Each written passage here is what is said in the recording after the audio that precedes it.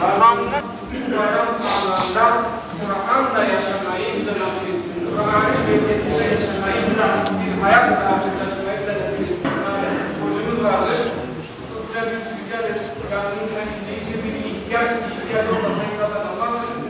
Onun için bu bayram sabahında Allah rızası için bu borcumuzun edası için sıcak yardım kararında bulunacağız.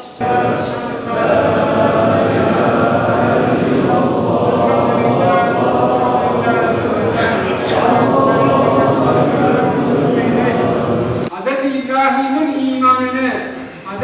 Hacer'in sadakatini ve Hz. İsmail'in teslimiyetini kuşanıp takva sahibi olanlar için vazifeleri yerine getirelim. Öncelikle Arafa günü sabah namazıyla başladığımız ve bayramın 4. günü 2. namazıyla bitecek olan teşrikle birlikte tekbirleri unutmayalım.